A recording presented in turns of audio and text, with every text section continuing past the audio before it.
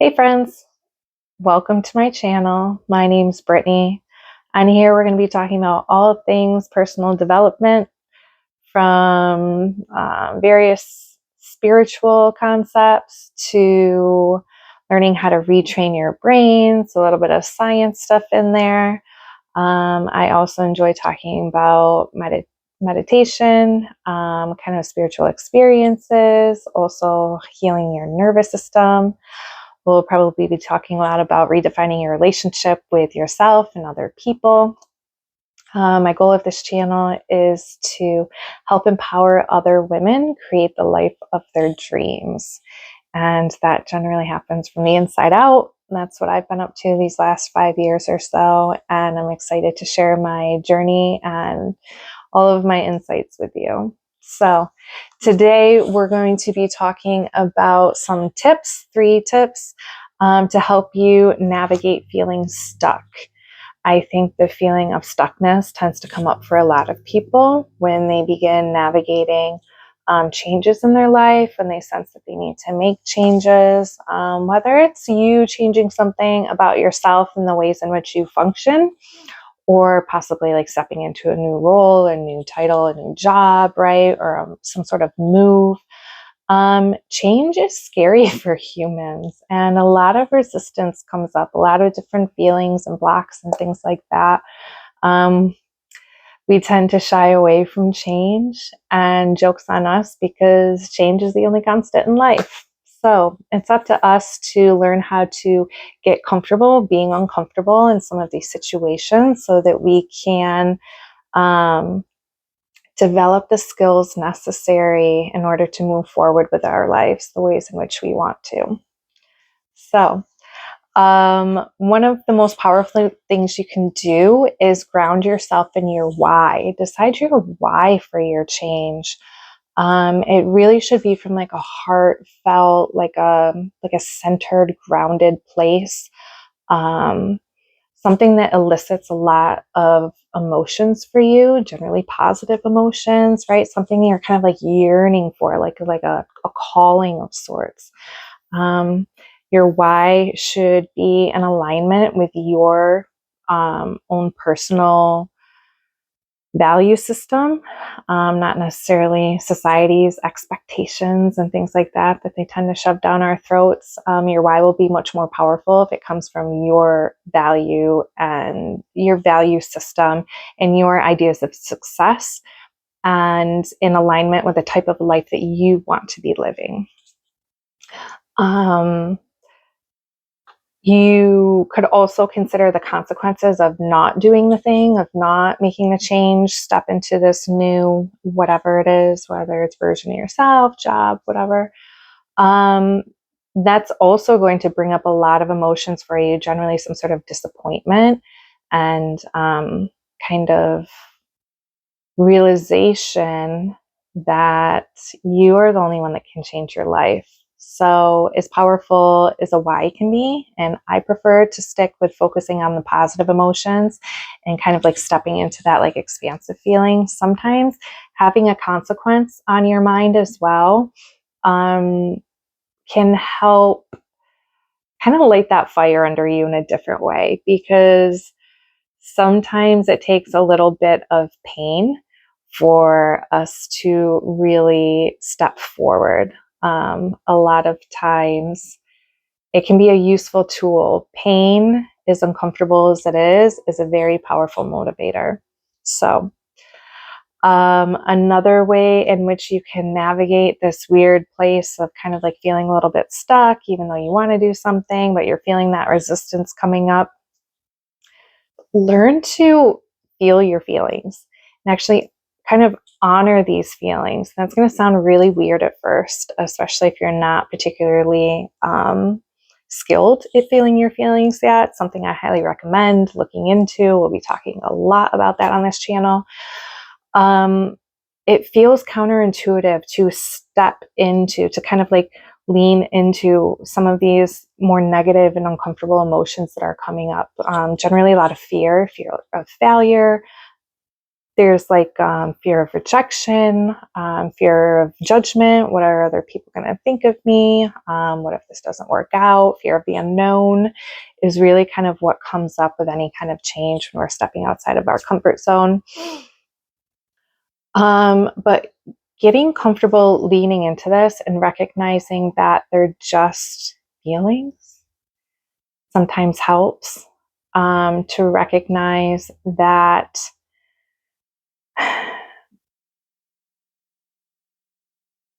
you're honoring these parts of yourself that are coming up, generally smaller parts of yourself, inner child wounds and things like that are the fears that are coming up from things that have happened to you in the past.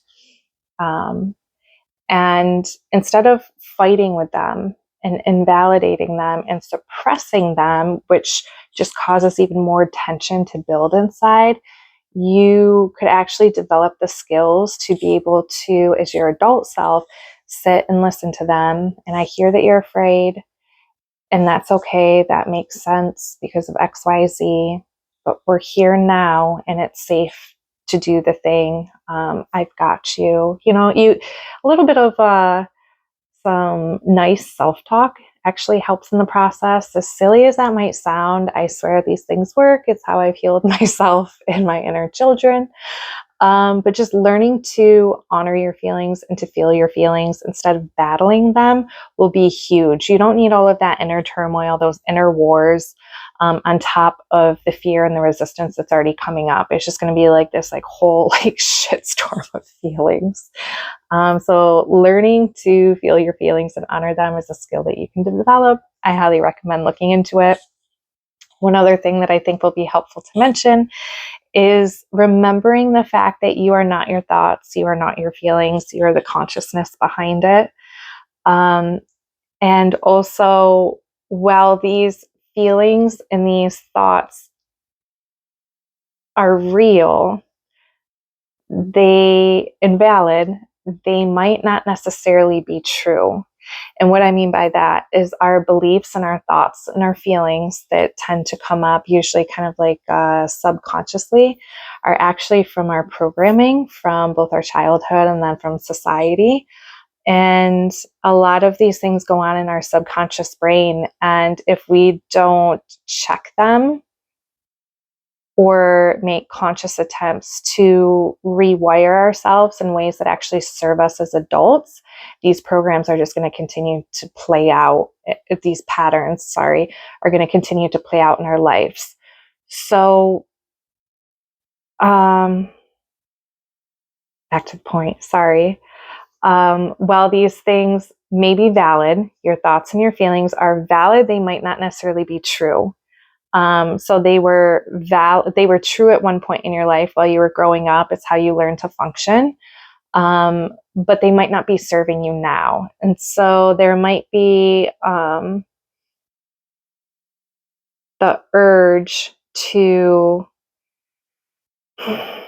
suppress isn't the right word. There might be the urge to kind of push them aside and invalidate them, right? That's not true. That's not whatever, but to a part of you, it is.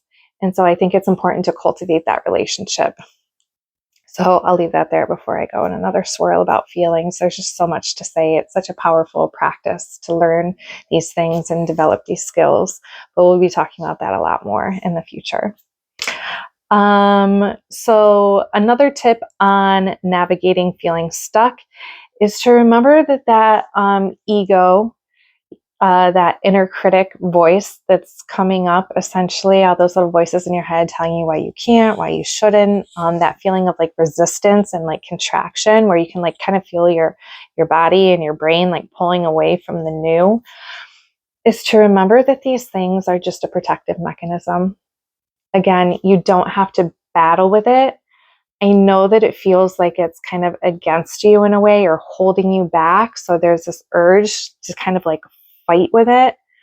But really, they're just there to protect you. Essentially, our nervous systems and our brains are set up to protect us. And by protecting us, that means keeping things the same. Safe is sameness. Safe is familiar, the familiar. So it's trying to keep us contained in these comfort zones. And so making any kind of changes in your life is trying to stretch your comfort zone, trying to step outside of it, whatever you want your metaphor to be, right? And it's gonna like fire these things up. It's gonna like sound the alarms, right? Kind of like danger, danger. Well, it's not really danger. It just feels like that to parts of your nervous system and to your brain. And so I think it's important to remember that sometimes change will bring up these feelings that make it feel wrong, but it's not necessarily wrong, it's just new.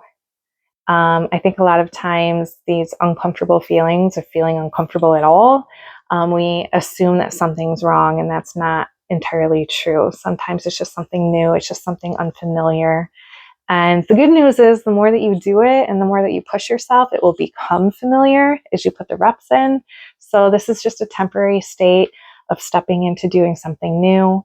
It's not going to be this way forever, but a good skill you can develop is learn to like push those comfort zones. Just do like small stretches, something that would be like a small stretch for you, because you don't want to like take a giant leap out right away, set off your nervous system possibly into like a shutdown phase or something like that, depending on where you're functioning at. But just start like practicing like stretching that comfort zone. Just do something you wouldn't normally do and kind of see how that feels. Just kind of get a feel for what that's like for you. One of the best things you can do is to get comfortable being uncomfortable, and to learn to tell yourself and your parts that it's going to be okay, and to show yourself that it's just part of the process. In addition to this, also just being nice to yourself, a little bit of like nice self-talk goes a long way, both with your feelings and with your inner critic. So yeah, I hope that helped. Just a starting point on navigating some of the stuckness that might be coming up for you as you're stepping into new versions of yourself, new phases, new chapters, all of the endless possibilities and opportunities that are out there for you. So good luck with that. And I will see you in the next video. Have a good day.